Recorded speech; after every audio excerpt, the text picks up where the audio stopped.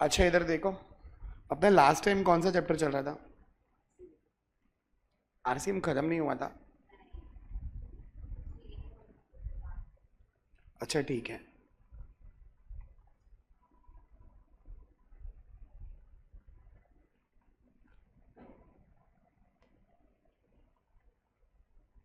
अच्छा मेरे को बोलना, हमारा सबसे पहला कौन सा पॉइंट होता है? लॉयर। बोलो लॉयर का क्या पॉइंट था? लॉयर, ये लोग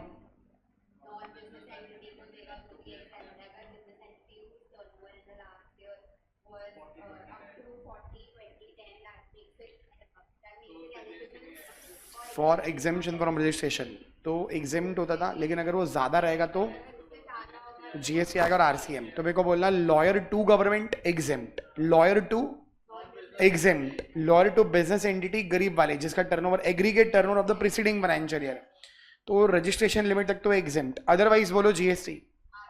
और आएगा और who will pay tax? RCM मतलब who will pay tax, business entity will pay tax. उसके बाद यस आर्यन, फिर उसके बाद मेरे को बोलना लॉयर टू लॉयर, और सीनियर लॉयर टू लॉयर रहेगा तो फिर उसको अपन चेक करेंगे एज ए बिजनेस एंटिटी, याद है ऐसे कुछ? तो हमारा लॉयर हो गया था। नेक्स्ट बोलो। अच्छा arbitral tribunal same as lawyer, ये भी हो गया था हमारा, मैं बोलूँ वो। अच्छा नेक्स्ट स्पॉन्सरशिप, याद है स्पॉन्सरशिप चेक करने के 3 स्टेप थे।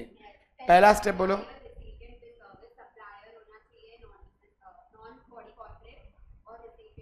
पहला तो सबसे पहला क्या चेक करोगे? Sponsorship of sporting event organise by 5 लोग, तो एग्जिम्ट है नीदर एफसीएम नॉर आरसीएम, ये याद है?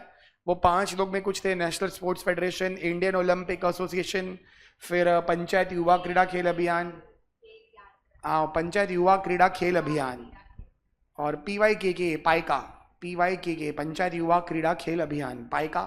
फिर एक था वो सिविल सर्विस वाला, वो इंटर यूनिवर्सिटीज वो, और कौन सा था, और एक रह गया, इंडियन ओलंपिक एसोसिएशन बोला मैंने, national sports federation, national sports federation, Indian Olympic association, panchayat युवा क्रीड़ा खेल अभियान, सिविल सर्विस, सिविल सर्विस रह गया था, सिविल सर्विस, वो आईपीएस और आईआरएस वर्सेस वो सब की मैचेस, और ये यूनिवर्सिटी, ये 5 एग्जिम्ट है। अच्छा ये 5 में नहीं आते तो आप कहाँ चेक करोगे फिर? क्या है मतलब वो सप्लायर कौन है?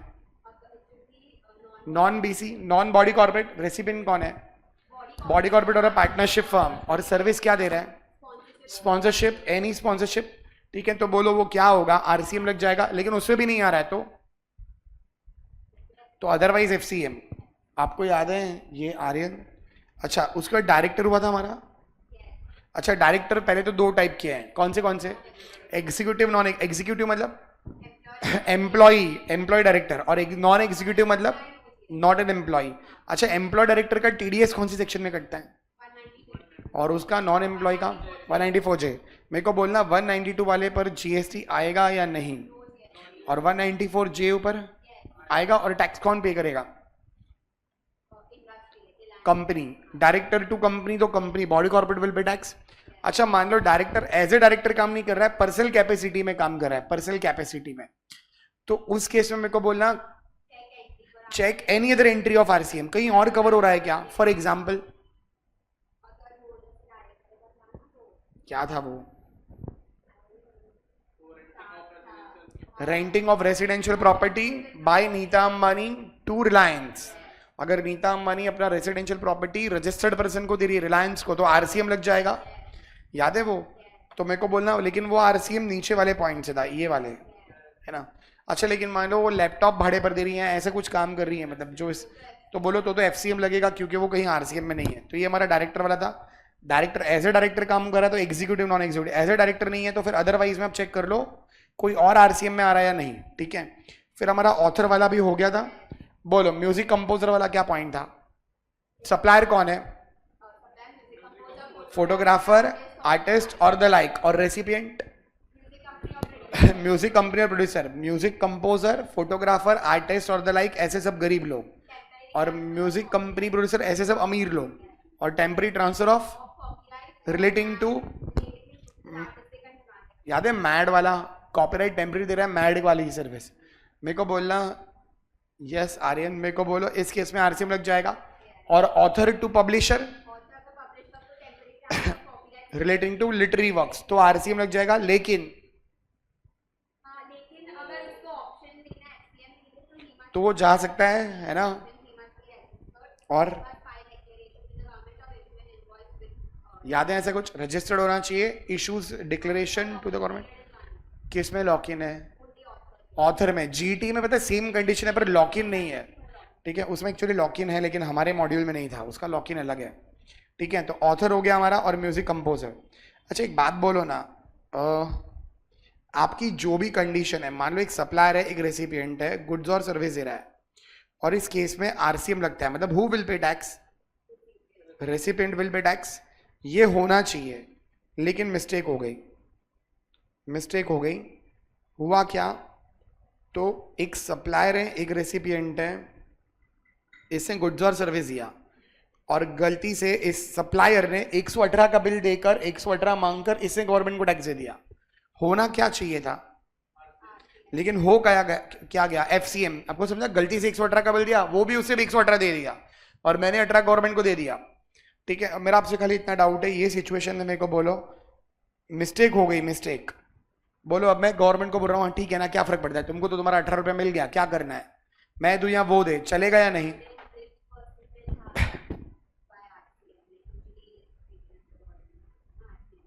नहीं लेकिन मान लो मिस्टेक हो गया, पता नहीं था ऐसा कुछ था, मान लो ये भी बंदा रजिस्टर्ड था, ये कोई जीटीए था, इसने ऑप्शन एक्सरसाइज नहीं किया था पर ये रजिस्टर्ड था, तो गलती से इसको हर बिल दे रहा है, तो मान लो इसे जीटीए ने बिल दे दिया एफसीएम वाला, कलेक्ट करके पे भी कर दिया। आपको क्वेश्चन समझा मेरा? बोलो चलेगा या नहीं?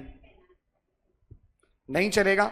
मेरे को बोलो अपना चैप्टर क्या है? Reverse charge. उस पर चार्ज क्रिएट किया गया है, बोलो चार्ज किस पर था और गलती से किसने पे किया? अगर आरसीएम की अंडरस्टूड क्या बोल रहा हूं मैं? अगर आरसीएम की कंडीशंस हो रही हैं फुलफिल, अगर आरसीएम की कंडीशन फुलफिल हो रही हैं तो आरसीएम ही लगेगा।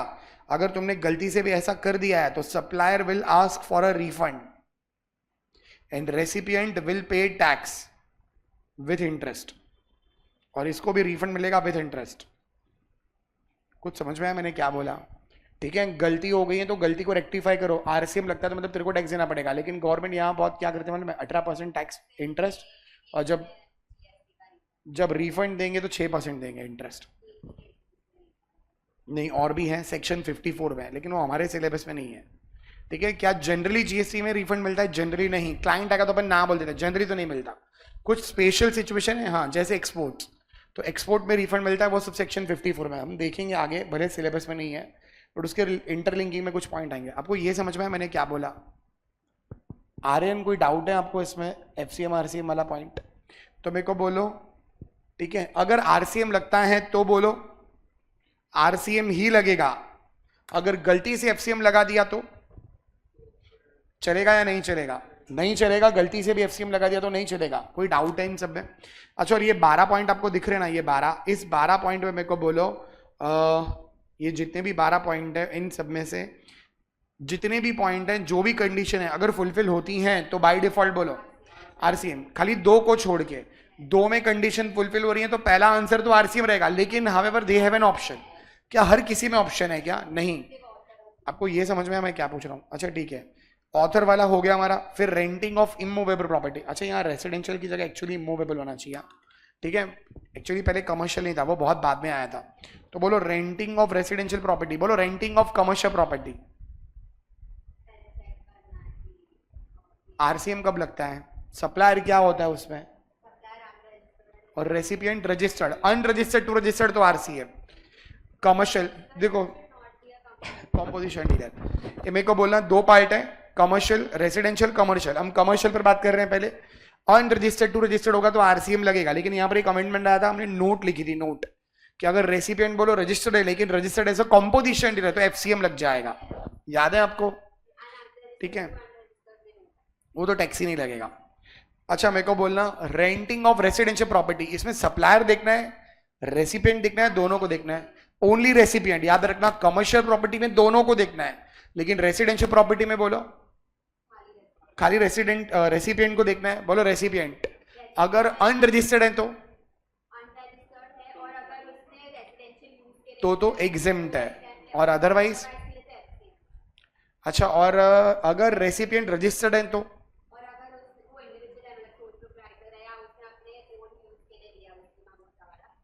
पर्सनल कैपेसिटी याद है तो एग्जेम्प्ट है, वरना तो आरसीएम लगेगा। याद है ये रूल 1 2 3 4 मैंने नंबर दिया था, अगर आपको याद हो।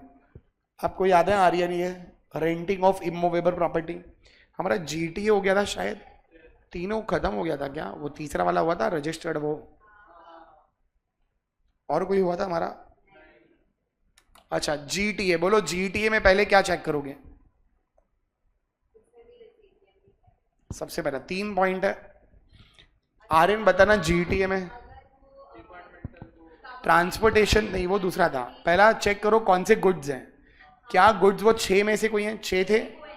एफ ओनाडी, ए एग्रीकल्चर प्रोड्यूस, एफ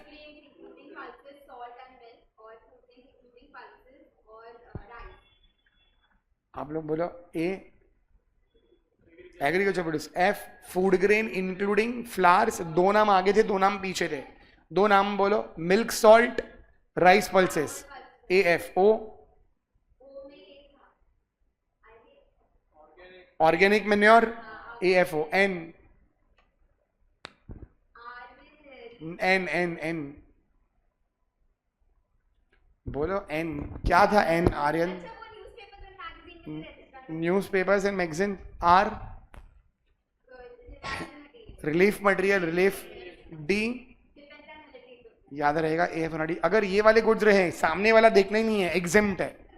पर अगर मान लो ये गुड्स नहीं है, कोई और गुड्स है, तो चेक करो सामने वाला कौन है। क्या वो जीएलए जी है? GLA G G government, local authority और government agencies which have taken registration as a tax deductor and not for supplying goods. ये वो लोग सप्लायर नहीं है, they have taken registration as a tax deductor. तो बोलो उस केस में टैक्स कौन देगा? एफसीएम या आरसीएम? कोई भी नहीं देगा, एग्जेम्प्ट है वो। एग्जेम्प्ट मतलब बोलो नीदर एफसीएम नॉर आरसीएम। तो फर्स्ट एग्जेम्प्ट, सेकंड एग्जेम्प्ट और थर्ड वाले में चेक करो एनी गुड्स, सामने वाला कौन है। अगर सामने वाला रजिस्टर्ड है तो टैक्स आएगा और आरसीएम, टैक्स आएगा आरसीएम। और सामने वाला अनरजिस्टर्ड है तो दो पार्ट थे। क्या दो पार्ट थे वो? हाँ वो क्या था? FSC PB, factory society, cooperative society.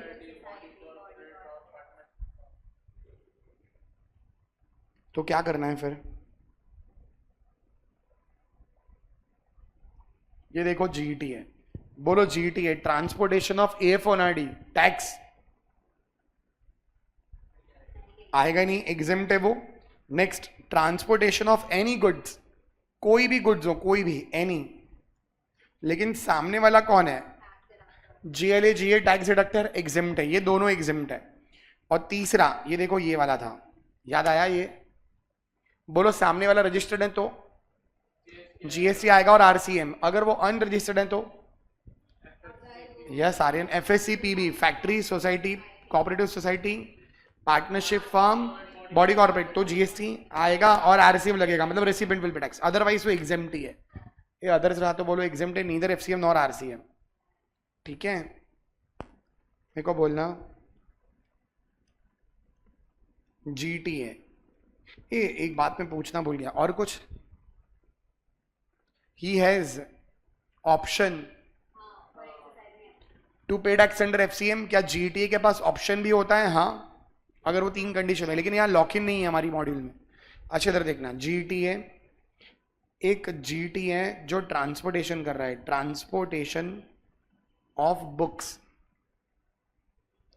To professional academy, Maharashtra वाली प्रोफेशनल एकेडमी महाराष्ट्र वालों का ये बुक्स जो है किसी स्टूडेंट को भिजवा के दे रहा है, या मान लो कहीं किसी को भिजवा के दे रहा है। बोलो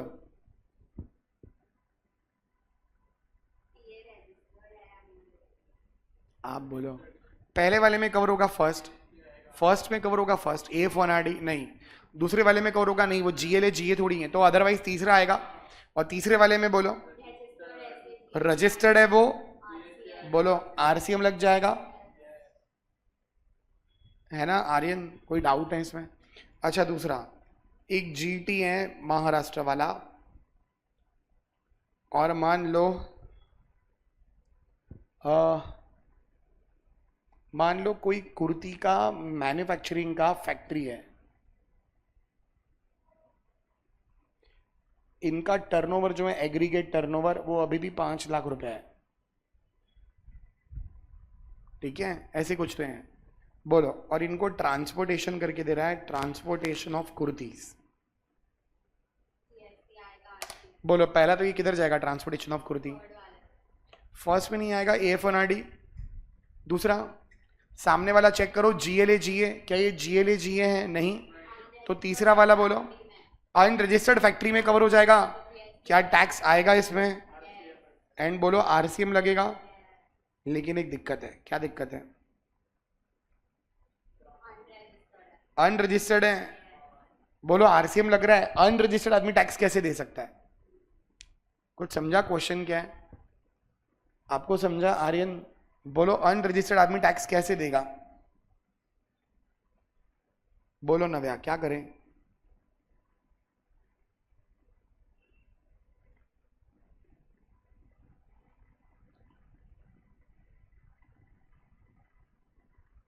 आपने रजिस्ट्रेशन के बारे में क्या सुना है?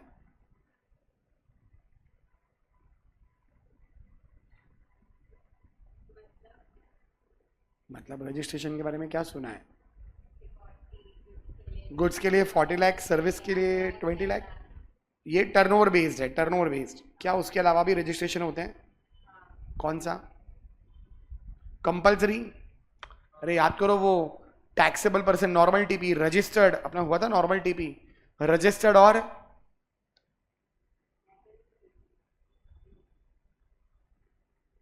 आपको लेक्चर शेयर हुआ या नहीं? अच्छा, रजिस्टर्ड और बोलो।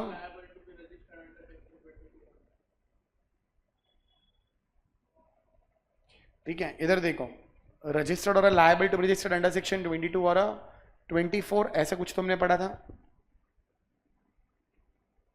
अच्छा, 24 बोलो क्या है?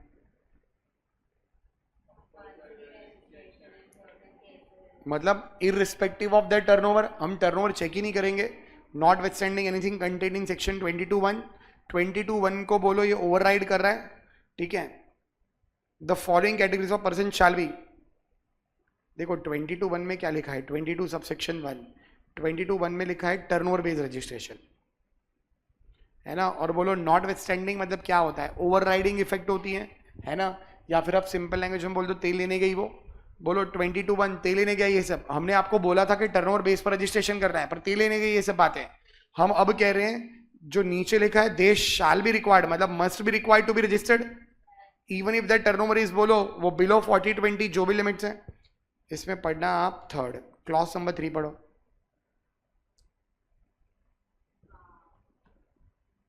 Person who are required to pay tax under, क्या जिन लोगों को रिवर्स चार्ज लग रहा है, क्या उनको, क्या इसको RCM एप्लीकेबल है?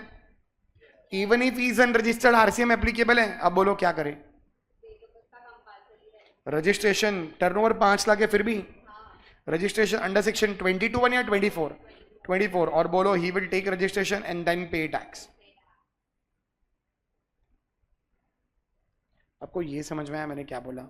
अब एक छोटा सा डाउट है, पहले RCM चेक करो या रजिस्ट्रेशन? पहले अपन क्या चेक करेंगे? RCM। RCM के अंदर कंडीशन है, आप RCM में जो भी कंडीशन है, रजिस्टर्ड अनरजिस्टर्ड टर्नओवर जो लिखा है, business entity non business entity, वो चेक कर लो।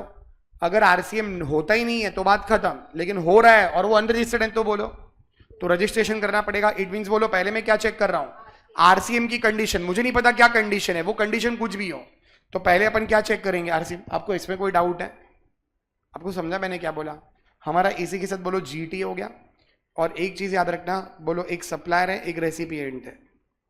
रेसिपिएंट चेक करो whether RCM is applicable, check करना क्या RCM एप्लीकेबल है। If RCM is not applicable, no not applicable, तो बोलो तो FCM। If RCM is not applicable,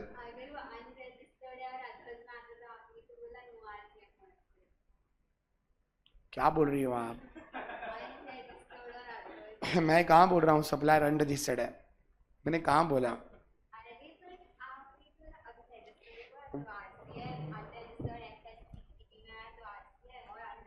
हम लोग किसकी बात कर रहे हैं?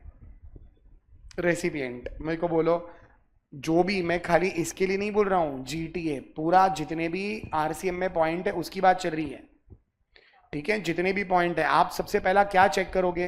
प्लीज सुनो इधर, आई होप कोई कंफ्यूज नहीं है। कोई भी आरसीएम, कितने पॉइंट है आरसीएम में? ये 12 पॉइंट्स में बोलो पहला आप क्या चेक करोगे?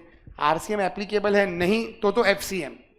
और एफसीएम मतलब सप्लायर अगर रजिस्टर्ड है तो टैक्स आएगा, वरना नहीं आएगा, ठीक है? लेकिन अगर आरसीएम एप्लीकेबल है, yes it is applicable, yes, तो 2 पार्ट। अब बोलो क्या चेक करना है? रेसिपिएंट रजिस्टर्ड है या रेसिपिएंट अनरजिस्टर्ड? अगर रेसिपिएंट रजिस्टर्ड है तो बोलो पे टैक्स, और अगर रेसिपिएंट अनरजिस्टर्ड है तो फर्स्ट बोलो वो क्या करेगा?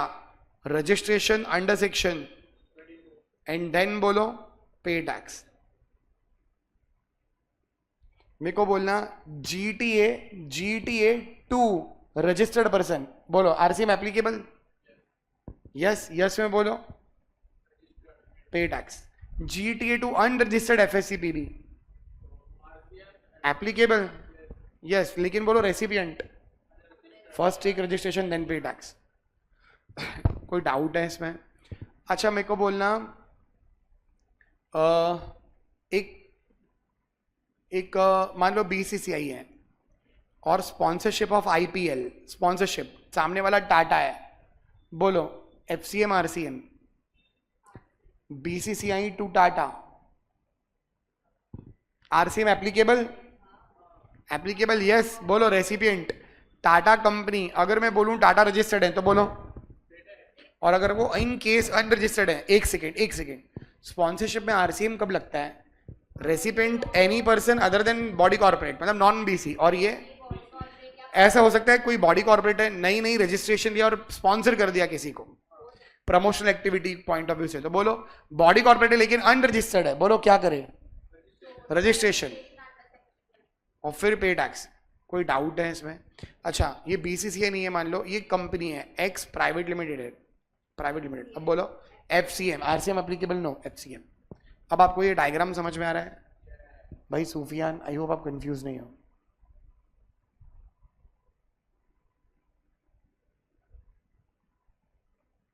ठीक है,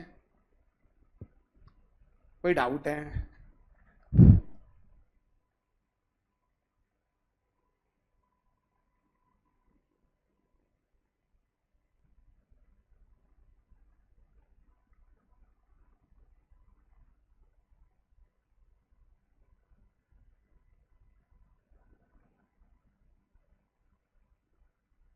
चलो हमारा स्टार्ट करते हैं अभी।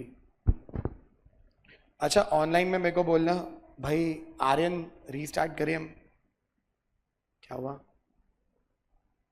अच्छा हमारे इतने पॉइंट हो गए 6 और 1 7, क्या हुआ? अच्छा हमारे इतने पॉइंट हो गए 7, मेरे को बोलना ये 7 पॉइंट याद रहेंगे आपको? अच्छा नेक्स्ट सुनना, हम नेक्स्ट स्टार्ट करते हैं ये 7th,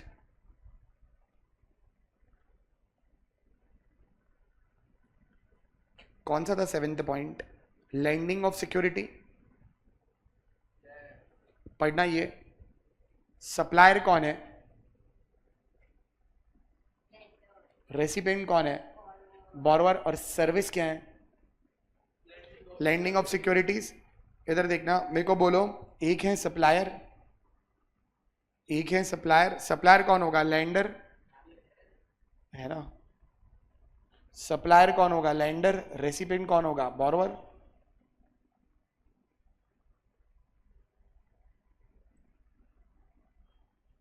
अच्छा ठीक है आर्यन इधर देखो, अपना सप्लायर कौन है? लैंडर। रेसिपिएंट कौन है? सुनो इधर क्या हो गया, इधर सुनो, सप्लायर कौन है? लैंडर। रेसिपिएंट कौन है? बॉरोवर। और सर्विस क्या है? Services of security, lending of securities. मान लो हमारा कोई दोस्त है देव। अच्छा देव जो है इसके ग्रैंडफादर ने देव के नाम पर मान लो करोड़ों रुपए के शेयर्स खरीदे थे, ठीक है। अब ग्रैंडफादर,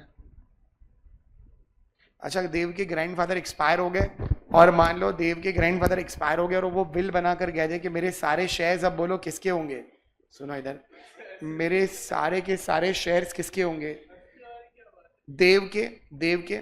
अब है ना, देव के पास मान लो, मेरे पास एक पक्की इंफॉर्मेशन है, प्लीज जरा सुनो प्लीज, मेरे पास एक पक्की इंफॉर्मेशन है कि मान लो रिलायंस का जो शेयर है, रिलायंस का, वो गिरने वाला है, रिलायंस का शेयर गिरने वाला है। मान लो रिलायंस का शेयर अभी ट्रेड कर रहा है 1800 पर, वो गिरकर मान लो 1200 के आसपास चलेगा, ऐसे मेरे पास इनसाइडर ट्रेडिंग है, या जो भी है मेरा इंट्यूशन कहता है, या जो भी मेरी रिसर्च कहती है, पक्का गिरने वाला है। तो मैं क्या सोच रहा हूँ कि हमारा एक दोस्त है देव, देव के पास ऐसे ढेर सारे शेयर्स पड़े हैं, तो मैंने देव को बोला भाई देव एक काम कर, तू ये शेयर मेरे को उधारी पर दे दे। बोलो देव क्या कर रहा है, लैंडिंग ऑफ सिक्योरिटी, मैं क्या कर रहा हूं, बोरोइंग ऑफ सिक्योरिटी, ठीक है। देव के पॉइंट ऑफ व्यू से लैंडिंग, बोलो मतलब लैंडर कौन है, देव इज अ लैंडर, और हम लोग कौन है, ये लैंडर है, हम लोग बोरोवर हैं, वो उधारी पर दे रहा है, हम लोग उधारी पर ले रहे हैं। अच्छा उससे मान लो मेरे को 1000 शेयर्स दिए, इससे मान लो मेरे को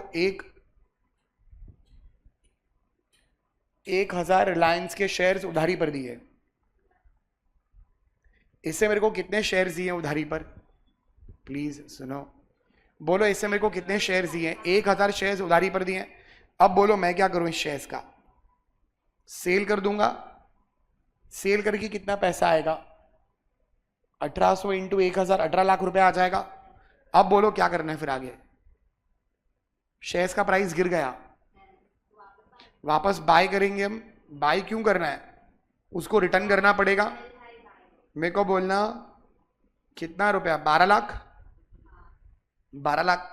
बोलो मेरा ये सब करने के पीछे मेरा प्रॉफिट कितना हुआ, 6 लाख का हमारा प्रॉफिट हो गया, हमने 6 लाख रुपए कमा लिए, है ना। और क्या ये सब करने के लिए, बोलो क्या ये मेरे को उधारी पर शेयर दे रहा है, क्या ये भी अपना कुछ फीस या कुछ कमीशन या कुछ चार्ज करेगा, ठीक है। मान लो ये 2 लाख रुपया चार्ज कर रहा है इसके लिए, ठीक है, तो मेरे को बोलना हाँ ठीक है, प्रॉफिट जो भी हो। बोलो सेल ऑफ शेयर्स पर जीएसटी आएगा, सेल ऑफ शेयर्स पर नहीं, बाइंग ऑफ शेयर्स पर नहीं, securities are neither goods nor services, याद है ऐसा कुछ, तो हाँ मनी सिक्योरिटी एक्सक्लूडेड था, गुड सर्विस दोनों के डेफिनेशन से, तो बोलो इस पर तो जीएसटी आएगा ही नहीं।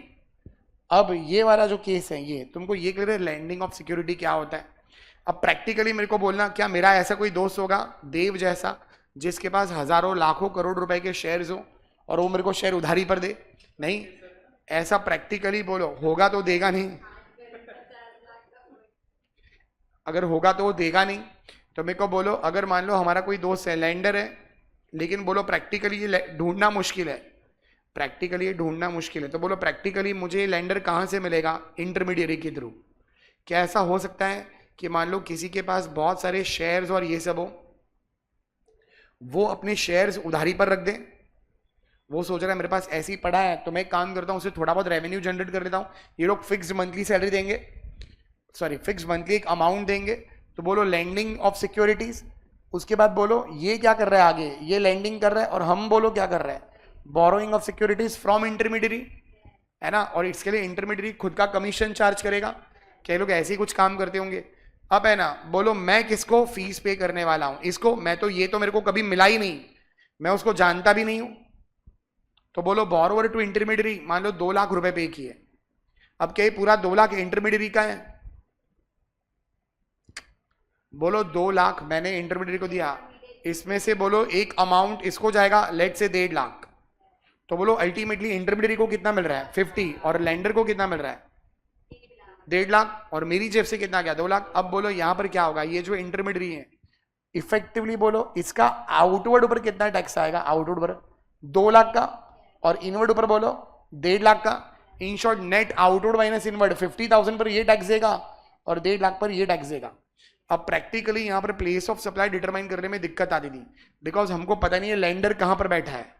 तो इन लोगों ने क्या करा, इन लोगों ने बोला हटाओ ये सब मगजमारी, एक काम करते हैं तू कितना कमीशन या फीस पे कर रहा है, ये बोल रहा है 2 लाख, तू किसी को भी देता हो इस पर जीएसटी तू ही पे करना आरसीएम में, और इसको आरसीएम में डाल दिया। आपको समझा ये पॉइंट आरसीएम में क्यों डाला? पूरे कमीशन पर बोरोवर ने टैक्स दिया, मगजमारी क्या है? अंडरस्टूड? किसी को लैंडिंग, भाई आर्यन लैंडिंग ऑफ सिक्योरिटी में कोई डाउट है? बोलो सिंपल सा पॉइंट है, lender to borrower, who will pay tax? Borrower. Next है हमारा सिक्योरिटी पर्सोनल, पढ़ते हैं सिक्योरिटी पर्सोनल, पढ़ना 14th।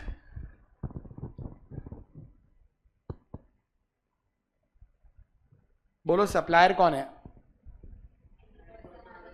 मतलब नॉन बॉडी कॉर्पोरेट। रेसिपिएंट कौन है? Registered person. क्या पढ़ क्या रहे हो आप? कौन सी सर्विस है?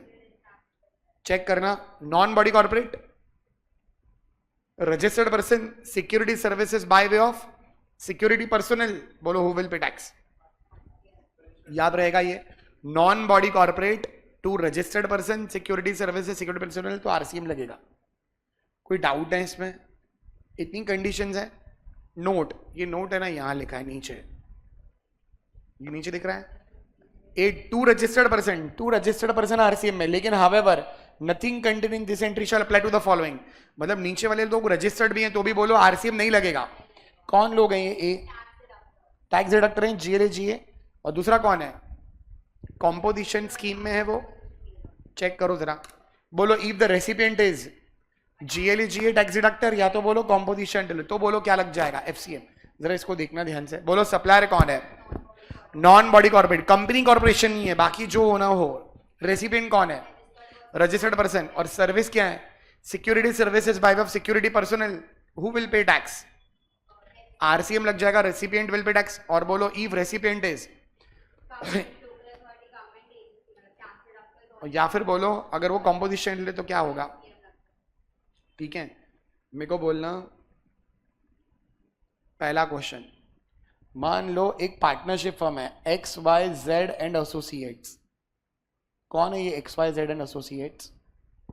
एक पार्टनरशिप फर्म है। नव्या प्लीज इधर देखो, X Y Z and firm partnership firm है, X Y Z and associates. क्या देखना है?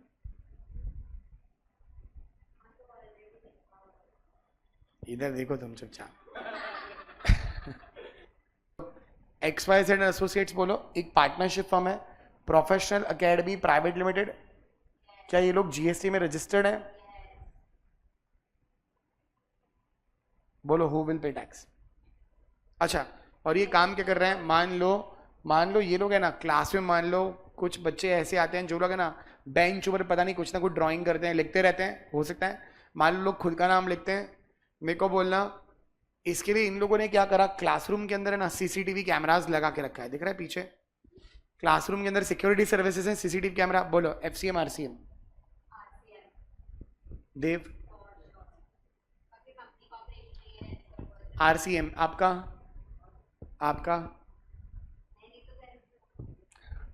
आर्यन? एफसीएम या आरसीएम? आर्यन कंडीशन बोलो, पहली कंडीशन मतलब कंपनी कॉर्पोरेशन नहीं है। आर्यन सुन रहे हो आप? आर्यन अच्छा, मेरे को बोलना नॉन बॉडी कॉर्पोरेट। आर्यन कह रहा है एफसीएम। आर्यन क्यों एफसीएम? राइट बोल रहे हो आप आर्यन?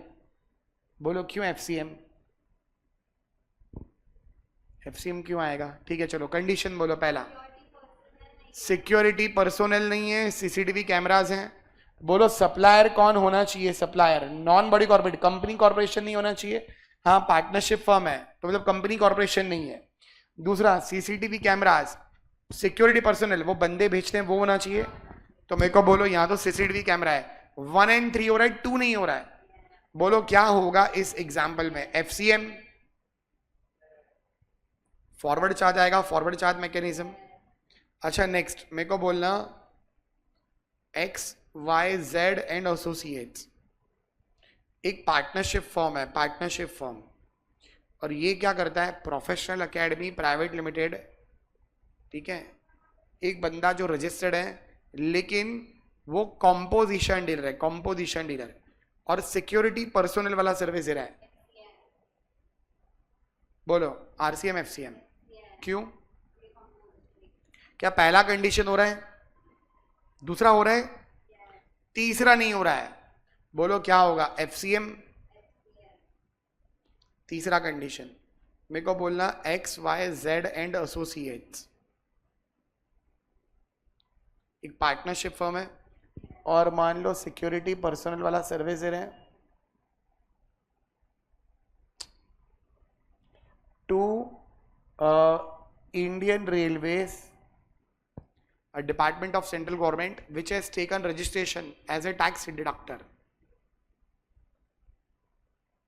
बोलो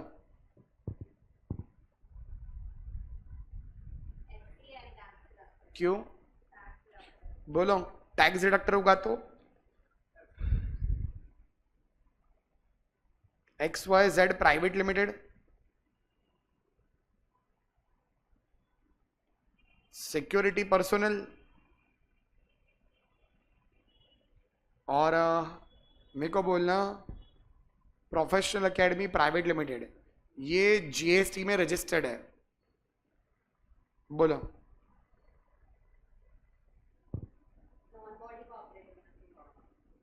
तो एफसीएम सप्लायर कैसा होना चाहिए? Non body corporate, company corporation नहीं होनी चाहिए। अपने केस में तो कंपनी है।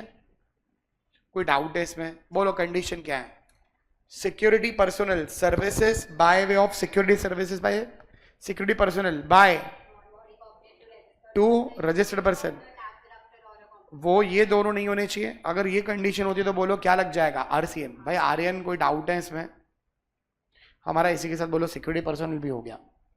आपको इतने पॉइंट याद रहेंगे, ठीक है। नेक्स्ट चेक करें हम। नेक्स्ट नेक्स्ट बोलो renting of motor vehicle design to carry passenger. Renting of क्या? डिजाइन टू कैरी पैसेंजर, मतलब शॉर्ट में पैसेंजर व्हीकल। बोलो सप्लायर कौन है? मतलब नॉन बॉडी कॉर्पोरेट। रेसिपिएंट कौन है? Body corporate, non BC to BC. और काम क्या कर रहे हो आप? Renting of person passenger vehicle. अरे वहां क्या लिखा है? Motor vehicle design to carry passenger. Motor vehicle, motor vehicle क्या? डिजाइन टू कैरी पैसेंजर, मतलब बोलो शॉर्ट में पैसेंजर व्हीकल भाड़े पर दे रहा है। कंसिडरेशन इंक्लूड्स, यार बोलो consideration includes cost of fuel. भाई आर्यन आप वो मेन चैट में ही मैसेज करो ना, कोई और है भी नहीं।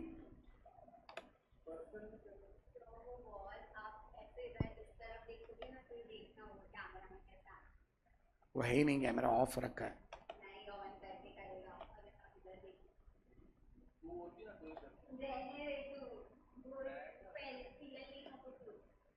क्या एक्शन करेगा? बोलो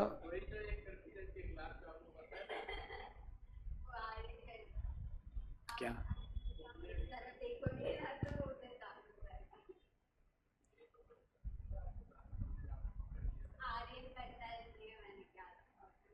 क्या कर रही थी वो? मुझे तो याद भी नहीं है।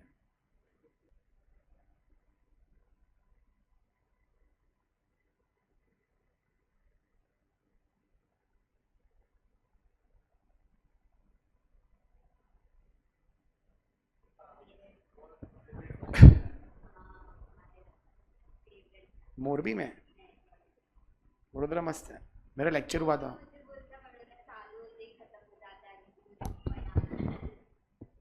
उसको बोल जहाँ है वहाँ अच्छे से रहे, अच्छी लाइफ है। क्या है वडोदरा मस्त सिटी है।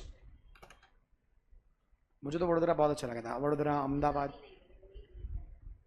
आप मुंबई के साथ कंपेयर नहीं कर सकते, लेकिन वो गुजरात गुजरात है। मुझे इंडिया में सबसे बेस्ट सिटी लगी थी इंदौर। बस मुझे बहुत मज़ा आता था इंदौर जाने में। नहीं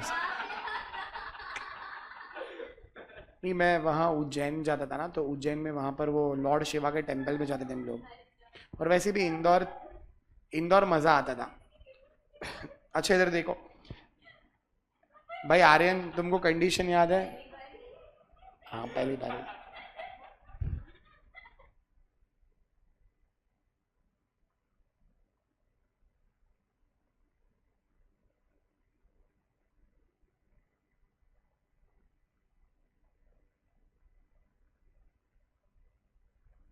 अच्छा इधर देखो, सुनो आर्यन, आप हो ना अभी भी? सुनो, मेरे को बोलना सप्लायर कौन है? सुफियान। सप्लायर कौन है? Non body corporate. रेसिपिएंट कौन है? Body corporate. बोलो क्या कर रहा है? Renting of passenger vehicle and consideration includes, बोलो कॉस्ट ऑफ फ्यूल। ये तुमको ये कंडीशन याद है? बोलो क्या कंडीशन थी इस वाले में? 9th पॉइंट में बोलो क्या, बस इसके बाद 2 पॉइंट बाकी हैं, फटाफट बोलो। 9th पॉइंट में क्या कंडीशन थी? क्या है Sufiyan? Renting of passenger vehicle, consideration includes cost of fuel. Supplier कौन है और रेसिपिएंट कौन है? अगर ये सब कंडीशन होती है तो आरसीएम लग जाएगा, इतना सा पॉइंट है। अच्छा देखो, एक है ना, हम थोड़ी देर में पढ़ते हैं। एक पूरे आरसीएम में सबसे पहला पॉइंट आया था insurance agent, insurance agent to insurance company. सबसे पहला आरसीएम ये आया था, सबसे पहला आरसीएम, ठीक है। ये आया था समवेयर इन 95 या 96, मुझे याद नहीं है।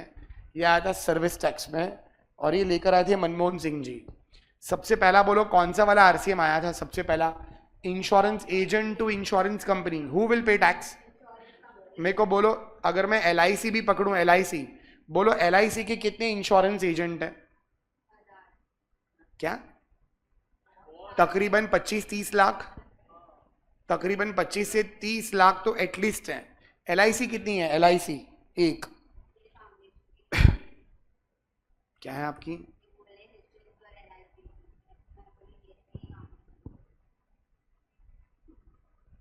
हम स्टार्ट करें आगे? इधर देखो सब, सुनो ऑनलाइन में मेरे को बोलना भाई आर्यन तुम एक ही जगह पर मैसेज करो, कभी मेन चैट, कभी वो दूसरा वाला चैट। सुनो मेरे को बोलो इंश्योरेंस कंपनी, इंश्योरेंस कंपनी कितनी है आर्यन? एक ही है। मेरे को बोलो एक क्या इजी है, इधर देखना। अगर आप सोचो इसमें एफसीएम होता, अगर होता तो सोचो 25-30 लाख लोग, ये लोग क्या करते? इंश्योरेंस कंपनी को सर्विस देते, क्लाइंट ढूंढ के देते, और ये 25-30 लाख लोगों का कमीशन मिलता। और इस, हाँ आर्यन सुनो, अच्छा मेरे को बोलना 25-30 लाख लोग बोलो कमीशन देते, बोलो 25-30 लाख लोगों के कमीशन पर टैक्स कौन देता? ये इंश्योरेंस एजेंट देते। एफसीएम में कितने रजिस्ट्रेशन करने पड़ते? 25-30 लाख। कितनी रिटर्न्स जाती? 25-30 लाख। कितने लोग टैक्स पे करते? अब आप एक बात बोलो, आप बोलोगे सर हर एक चीज ऑनलाइन हो रही है, ठीक है, बट आप सोचो 25-30 लाख लोग टैक्स पे कर रहे हैं, रिटर्न फाइल कर रहे हैं, क्या इनकी वेरिफिकेशन करना, बोलो बहुत मगजमारी वाला काम हो जाएगा। तो इसलिए मनमोहन सिंह जी ने सोचा कि एक काम करते हैं हम लोग, हम आरसीएम लगा देते हैं। बोलो आरसीएम मतलब किससे टैक्स भरवाएंगे? रेसिपिएंट से। अब बोलो 25 लाख लोगों से, लोगों का टैक्स कितने लोग भर रहे हैं? खाली एक जन, खाली एक जन। और कितनी रिटर्न जाएंगी? एक। कितने रजिस्ट्रेशन होंगे? एक। कुछ समझ में आ रहा है? तो एक्चुअली में आरसीएम लेकर आने का मेन, इधर देखो जरा प्लीज, आरसीएम लेकर आने का मेन रीजन क्या था, या one of the main reason, कि कंप्लायंस बर्डन इजी कर देना। आप सोचो 25-30 लाख लोगों से टैक्स मांगे, रजिस्ट्रेशन कराए, रिटर्न भरवाएं, उससे बेटर एक काम करते एक जन से ही भरवाते हैं। अंडरस्टूड? ये पहला था। उसके बाद एक आरसीएम आया जीटीए के केस में, सर्विस टैक्स में, समवेयर इन 2002 या 2004 सर्विस टैक्स के केस में जीटीए को बोला गया कि आपको अपनी ट्रांसपोर्टेशन की सर्विस के ऊपर सर्विस टैक्स देना है। ट्रांसपोर्टेशन की सर्विस के ऊपर बोलो क्या देना है? Service tax. और जितने भी जीटीए से उन लोगों ने स्ट्राइक कर दी, उन्होंने बोला नहीं हमको टैक्स नहीं देना। अब मेरे को बोलो जीटीए को क्या लग रहा है कि ये लोग एडिशनल टैक्स मांग रहे हैं, एडिशनल टैक्स। ये बात है 2002 या 2004 उन सालों की। इनको लगा कि एडिशनल टैक्स मांगा जा रहा है। अब मनमोहन सिंह और इन लोगों ने बहुत समझाया कि ये एडिशनल टैक्स ही है, it is an indirect tax, आपको उससे मांग कर देना है। लेकिन ये लोग एंड तक माने ही नहीं, और फाइनली बोलो इसको ये सर्विस टैक्स विड्रॉ करना पड़ा। और उसके बाद बोलो मनमोहन सिंह ने अगले बजट में क्या करा? आरसीएम लगा दिया। तो ये जितने भी आरसीएम है इसका कुछ ना कुछ रीजन है। जैसे आरसीएम लगा दिया, अब बोलो उसके बाद कुछ जीटीए ने बोला सर हम तो बहुत बड़ी कंपनी है, हम लोग रजिस्टर्ड है सर्विस टैक्स में, हमारे इसके अलावा और भी बहुत सारे बिजनेस है, हम ट्रांसपोर्टेशन के अलावा वेयरहाउसिंग फैसिलिटी भी देते हैं।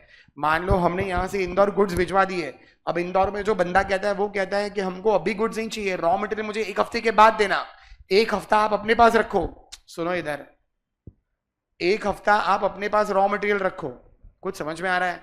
तो मेरे को बोलना इस केस में क्या ये इवन वेयर हाउसिंग की भी फैसिलिटी दे रहा है? बोलो, इसलिए इनको इनके बोलने पर इनको ऑप्शन दिया, option of FCM. Understood Aryan? सुनो आप प्लीज, छोड़ो उसको, इधर देखो आप, आपको समझ में आया मैंने क्या बोला? बोलो, इंश्योरेंस एजेंट वाला हम ये बात करें, आरसीएम ऐसे पॉइंट क्यों आए? इसमें कोई डाउट है आपको इसमें? अच्छा इधर देखो, आपने शायद सुना हो, अगर आप इवन गुजरात देखोगे तो Gujarat is mainly divided into 5 parts, 5 part में डिवाइडेड है। एक है कच्छ, एक है सौराष्ट्र, आपको पता है? अच्छा, मैंने कब बोला ये? अच्छा ठीक है,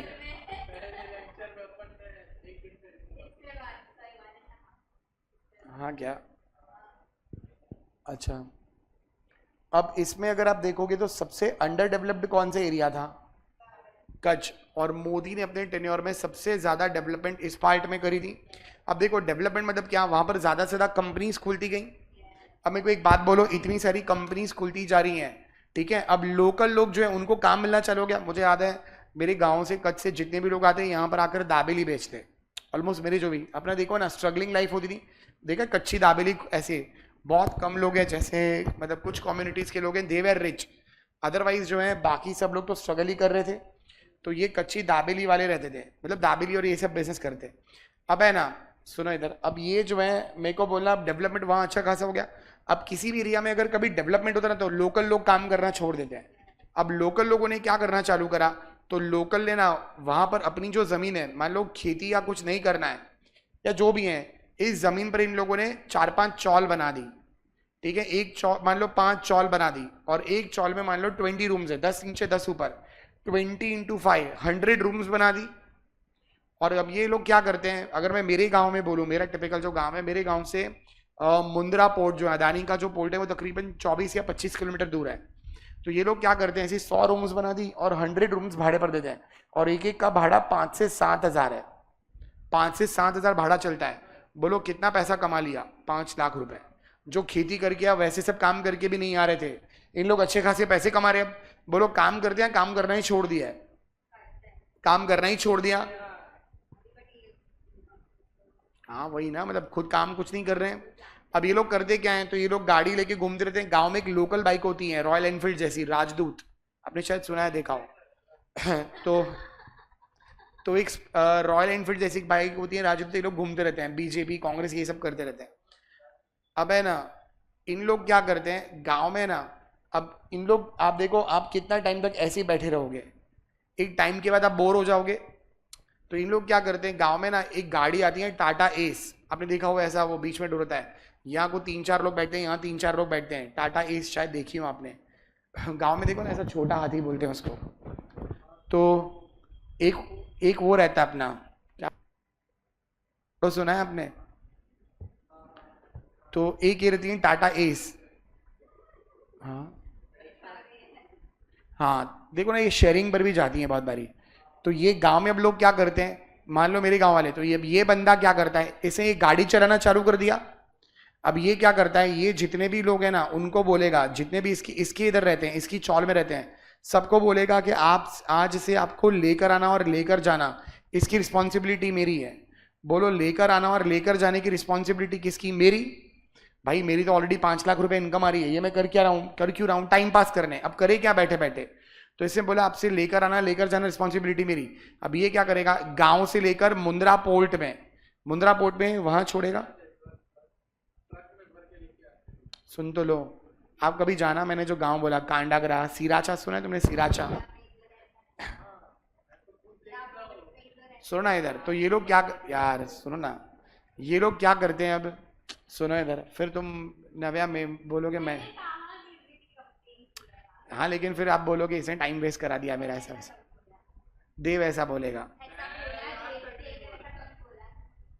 वो कल ही मेरे को मेट्रो में बोला सर टाइम बहुत वेस्ट हो जाता है ऐसे वैसे। हाँ तो परसों अरे सच में टाइम वेस्ट हुआ, इधर देखो। सूफियान कह रहा था मेरे को, आज जैसे आए ये सो रहा था, सूफियान कहता है सर टाइम वेस्ट मत कराना। आप नहीं आए थे क्या तभी स्टार्टिंग में? आज 5 बजे आप कहाँ थी तभी?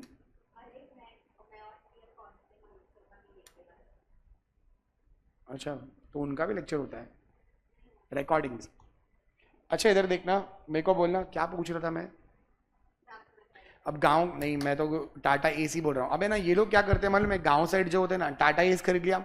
अब इनको है ना मुंद्रा पोर्ट भी अंदर बहुत बड़ा है, इनको है ना अंदर जाना है, कांटेक्ट बनाने है। मुझे याद है मैं गांव गया था तो मेरे एक रिलेटिव मेरे को कहता है तूने कभी मुंद्रा पोर्ट देखा है? मैंने बोला नहीं। तो कह रहा चल तेरे को घुमा के आता हूं। मैंने तेरे पास पास और ये सब है? वो कहता है देख आईडी कार्ड है मेरे पास ये वो। हाँ गेट पास, वो कहता है मेरे पास गेट पास है ये वो।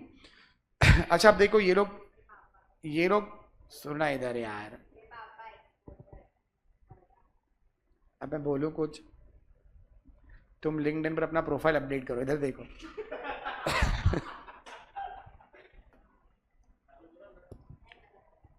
टाइम है नहीं चाहिए, इधर देखो। क्या पूछ रहा था मैं? ड्राइवर। अब ये एक ड्राइवर है, बोलो इसे अदानी कंपनी के साथ, अदानी एसीजेड लिमिटेड या पोर्ट लिमिटेड जो भी है, इस कंपनी के साथ बोलो कॉन्ट्रैक्ट कर लिया। अब ये क्या कहता है, सर मैं आपके लोगों को रोज लेकर आता हूँ, रोज छोड़ के जाता हूँ। एक काम करते हैं, आज से सुबह 9 से रात को 9 तक गाड़ी इधर ही खड़ी रहेगी। आप बोलना किसको लेकर आना है, किसको छोड़ के आना है, ठीक है? ये गाड़ी आपकी समझो, मैं आपको ये पैसेंजर व्हीकल भाड़े पर दे देता हूँ। अच्छा और इसमें है ना, सुनो, इसमें आप जो मेरे को पैसा दोगे ना, उसमें फ्यूल चार्जेस भी आ गया। आप खाली महीने का मेरे को 70,000 दे दो। वो तो छोड़ो, इसमें ड्राइवर का भी चार्जेस आ गया। कुछ समझा?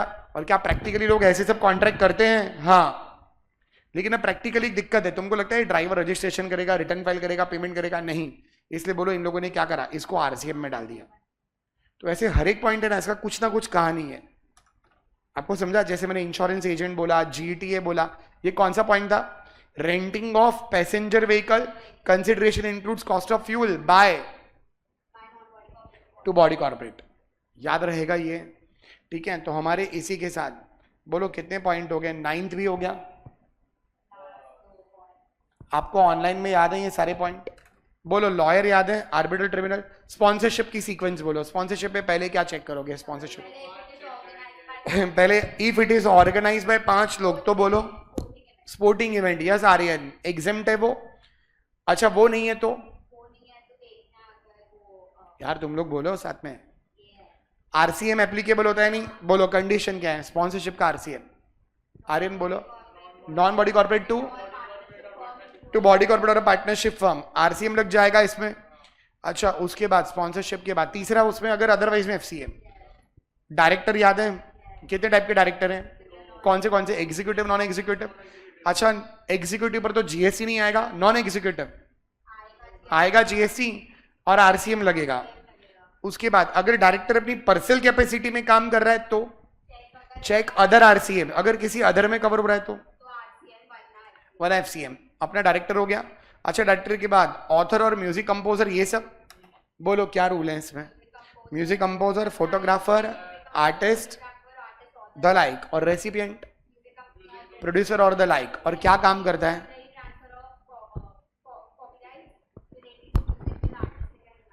याद है temporary transfer of copyright relating to made musical artistic dramatic works, तो आरसीएम लग जाएगा। ऑप्शन है कि एफसीएम का?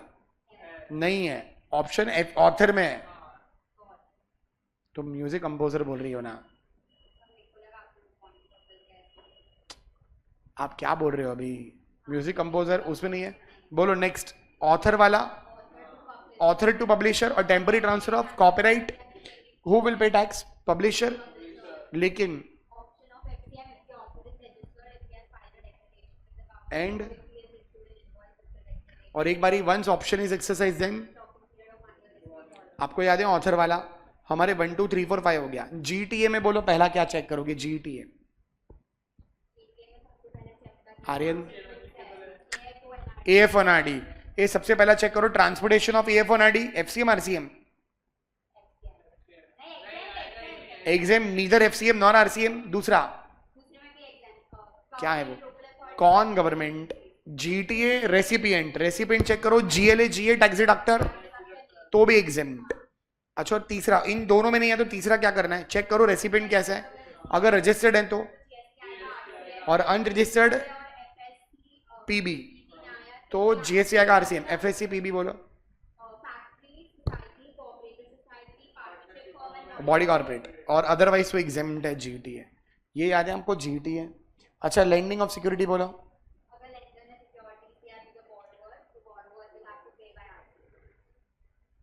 सिक्योरिटी पर्सनल,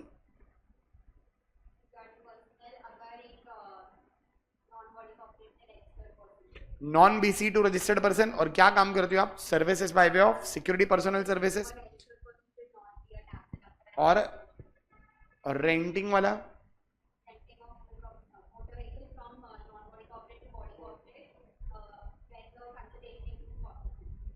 याद है आपको।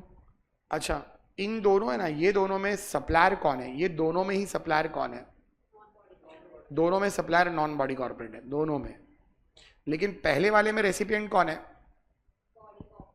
पहले वाले में रजिस्टर्ड पर्सन, और रेंटिंग वाले में बोलो बॉडी कॉर्पोरेट, याद रहेगा ये। और यहाँ स्पेशल बात वो नोट है, रेसिपिएंट वो दो लोग नहीं होने चाहिए, और यहाँ स्पेशल बात, consideration includes cost of fuel, ठीक है, ऑनलाइन में याद रहेगा सबको ये। इसके बाद हाँ ठीक है, अच्छा 9 तक हो गया हमारा, 9th, ये 9th हो गया हमारा, 9th बोलो ना प्लीज, 12th बोलो, 12th बोलो, ये भी नहीं आ रही है, प्रियल भी, प्रियल स्टार्टिंग में आ रही थी। अच्छा, प्रियल 5, वो साहिल तो कल बोला था मैं रिकॉर्डिंग देखता हूँ करके, और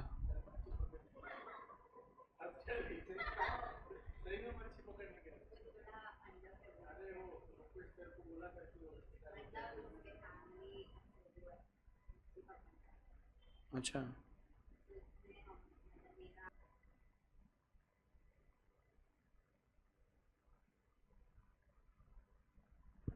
अच्छा इधर देखो, हम आगे बात करें, ए मेरे को बोलो क्या हुआ, बोलो रे, आर्यन मेरे को रेंटिंग ऑफ इमूवेबल प्रॉपर्टी बोलना, आर्यन भाई अपना 4 चैप्टर चल रहा है, 17 चैप्टर है, फटाफट खत्म करते हैं। रेंटिंग ऑफ बोलो, कमर्शियल प्रॉपर्टी, रेसिडेंशियल प्रॉपर्टी। अच्छा, कमर्शियल प्रॉपर्टी में आरसीएम कब लगेगा, अनरजिस्टर्ड टू रजिस्टर्ड, रजिस्टर्ड में, लेकिन अगर वो कॉम्पोजिशन डीलर निकला तो एफसीएम लगेगा। अच्छा, और रेसिडेंशियल प्रॉपर्टी में क्या चेक करना है, सप्लायर को, रेसिपिएंट को, या दोनों को, रेसिपिएंट को चेक करना है, अगर रेसिपिएंट अनरजिस्टर्ड है तो एग्जिम्ट है,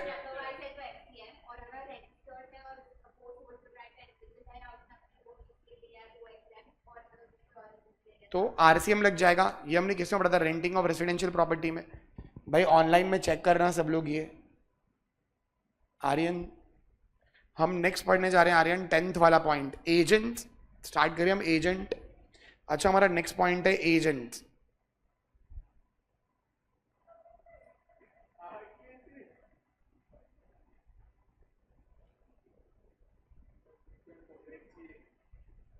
भी क्या ब्रेक लोगे, ब्रेक पर तो हो तुम कब से मुझे तो ऐसा लग रहा है ब्रेक के इन बिटवीन तुम पढ़ाई कर रहे हो।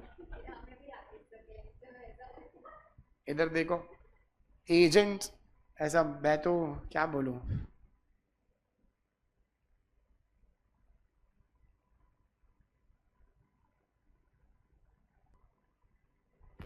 इधर देखना, सुनो हम लास्ट पॉइंट पढ़ते हैं, चला गया ये। अच्छा, एजेंट सुनो, अच्छा हमारा नेक्स्ट पॉइंट है एजेंट, ठीक है। एजेंट के अंदर 6 पॉइंट है, पढ़ना आप, बोलो क्या है। इधर देखो ना प्लीज, इंश्योरेंस, भाई सूफियान तुम सुन रहे हो, इधर देखो Sufiyan, insurance agent to insurance company who will pay tax, insurance company, ये अभी अभी हमारी बात हुई थी, ठीक है। तो ऐसे एजेंट में 6 पॉइंट है, पहला बोलो कौन टैक्स पे करेगा, ठीक है। अच्छा एक बात बोलो, इंश्योरेंस एजेंट किसके लिए काम करता है, इंश्योरेंस कंपनी के लिए। बोलो ये जो ट्रांजैक्शन है इंश्योरेंस कंपनीज को क्या पे करेगी, कमीशन। बोलो इंश्योरेंस एजेंट का इनवर्ड है या आउटवर्ड है? और इंश्योरेंस कंपनी का, वो सप्लाई ले रहे हैं ये लोग। बोलो इस पर क्या आरसीएम लगता है और insurance company will pay tax, है ना? ऐसे ही है। अच्छा, इंश्योरेंस कंपनी किसके लिए काम करती है? Insured person. इंश्योर्ड पर्सन क्या पे करता होगा? प्रीमियम। ये बंदा प्रीमियम देगा, इंश्योर्ड पर्सन प्रीमियम देगा, और इंश्योरेंस कंपनी बोलो उसको सर्विस देगी कि कल को उसको कुछ हो गया तो उसकी फैमिली का मतलब सिक्योरिटी एक या मैच्योरिटी पर पैसा मिलेगा। बोलो इंश्योरेंस कंपनी का ये क्या है? आउटवर्ड। इधर आरसीएम आता है या एफसीएम? आरसीएम खाली किधर है? इंश्योरेंस एजेंट और इंश्योरेंस कंपनी। कोई डाउट है इन दोनों में? ठीक है, तो बोलो प्रीमियम पर हमेशा क्या रहता है? एफसीएम। और कमीशन पर बोलो, कमीशन पर आरसीएम है। बोलना क्या पॉइंट था? इंश्योरेंस एजेंट टू, ठीक है। अब है ना, इसमें कुछ एग्जामिशन है जो एग्जाम पॉइंट ऑफ व्यू से इंपॉर्टेंट नहीं है, बट आप चाहो तो वन टाइम रीड कर लेना मॉड्यूल में, मैं बता देता हूं खाली। पॉइंट नंबर 10, पॉइंट नंबर 10 पढ़ो क्या लिखा है एग्जामिशन चैप्टर में। भाई आर्यन सुन रहे हो आप? Life insurance businesses, life insurance business, life insurance business कौन करता है? Insurance company. मतलब इसकी बात चल रही है। क्या प्रीमियम पर जीएसटी आता है? और ऊपर से बोलो एफसीएम या आरसीएम आता है? लेकिन इसके रिलेटेड कुछ एग्जामिशन है, इसके रिलेटेड कुछ एग्जामिशंस है, ठीक है, इसके रिलेटेड कुछ एग्जामिशन है। पहला ये वाला 10th लाइफ इंश्योरेंस बिजनेस, बोलो कौन सी पॉलिसी है? Annuity under national pension system. Annuity policy समझते हो अपना? उसमें भी आपने पढ़ा होगा डेफर्ड एन्युइटी। किसमें? एटीसी या किसमें था वो? डेफर्ड एन्युइटी एटीसी में है, यस। डेफर्ड एन्युइटी था उसमें भी। आप एटीसी में प्रीमियम पे करो, आपको देखो नॉर्मली क्या होता है, आप कहीं पॉलिसी में या कहीं आप प्रीमियम भरोगे, प्रीमियम तो बाद में तुमको लमसम अमाउंट मिलेगा, लेकिन मेरे को अच्छे से पता है कि मेरे घर वाले एक ही दिन में पैसा उड़ा देंगे। हो सकता है ऐसा कुछ, तो मैं प्रीमियम भरे जा रहा हूँ, लेकिन बोलो मैं घर वालों का सिक्योरिटी चाहता हूँ, तो मैंने इनको बोला लमसम मत देना, आप एन्युइटी दे देना। मतलब हर महीने या 6-6 महीने में या पूरे 1 साल का एक अमाउंट दे दो आप एन्युइटी। तो 2 टाइप की पॉलिसी है। बोलना कौन सी वाली एन्युइटी पॉलिसी दी है? नेशनल पेंशन सिस्टम वाली। इसका प्रीमियम एग्जिम्ट है, इसका प्रीमियम एग्जिम्ट है। नेक्स्ट बोलो army naval air force group insurance funds, इसका प्रीमियम एग्जिम्ट है। नेक्स्ट बोलो नेवल ग्रुप, आपको समझ में आ रहा है? इंश्योरेंस पॉलिसी के नाम है नेवल ग्रुप इंश्योरेंस प्रीमियम, इसका भी प्रीमियम एग्जिम्ट है। फिर बोलना central armed police forces under the ministry of home affairs group insurance funds, ये सारे प्रीमियम एग्जिम्ट है। उसके अलावा बोलो जनश्री बीमा योजना, आम आदमी बीमा योजना, घर पे पढ़ना ही है, वरिष्ठ पेंशन बीमा योजना, प्रधानमंत्री जीवन ज्योति, प्रधानमंत्री जनधन, प्रधानमंत्री वय वंदन योजना, ये सारी योजना हो एग्जाम में कभी पूछा नहीं है, बट आपको मैं एक ओवरव्यू दे रहा हूं कि अगर कभी प्रैक्टिकली भी ये सिचुएशन राइज हो, आप वन टाइम रीड कर देना। अगर एग्जाम में ऐसा लगा सुना हुआ है कुछ, मान लो प्रधानमंत्री जीवन ज्योति था ना, हाँ बोलो प्रधानमंत्री जीवन ज्योति, तुमको क्लिक होगा हाँ सुना हुआ है। प्रधानमंत्री जीवन अक्षर नहीं सुना है, मतलब बोलो टैक्स आएगा। आपको समझा? 3-4 बार खाली रीड कर लो। अगर एग्जाम में ऐसे कुछ पॉइंट आता है प्रीमियम, तो बोलो ये क्लिक हो जाएगा कि हाँ ऐसा सुना हुआ है, याद रहेगा ये। बोलो ये सब किसके पॉलिसीज हैं? Life insurance. तो एक आप होमवर्क करना, life insurance one time read करना, वैसे तो मैंने पढ़ ही लिया है। लाइफ इंश्योरेंस प्रीमियम एग्जिम्ट है, लाइफ इंश्योरेंस। भाई आर्यन समझा आपको क्या बात चल रही है? कौन सा पॉइंट नंबर था? Point number 10। Point number 12 general insurance premium, general insurance वापस पॉलिसी के नाम है, नाम पढ़ो। Hut insurance scheme, cattle insurance under Swarna Jayanti Gram Swarozgar Yojana. फिर बोलो scheme for insurance of the tribals. उसके बाद बोलो Janata personal accident policy, group personal accident policy, agriculture pump set and field well insurance, premia collected on export credit insurance. H homework I बोलो कौन सा वाला? अभी तुम कहाँ बोल रहे हो? क्यों? अच्छा कहाँ पढ़ा था तुमने क्यों? अच्छा वो सब में पढ़ा रहेगा, एटी डीडी और उसमें डीडी में पढ़ा रहेगा शायद, डीडी में डिपेंडेंट है।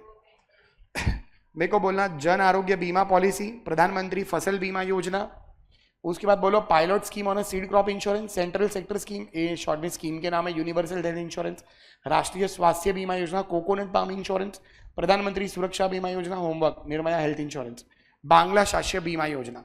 बोलो ये सारे क्या है, और इवन उसका री इंश्योरेंस करवाया, री इंश्योरेंस, तो बोलो ये सारे पॉलिसीज के प्रीमियम एग्जेम्प्ट है। ये कौन सा था, जनरल इंश्योरेंस।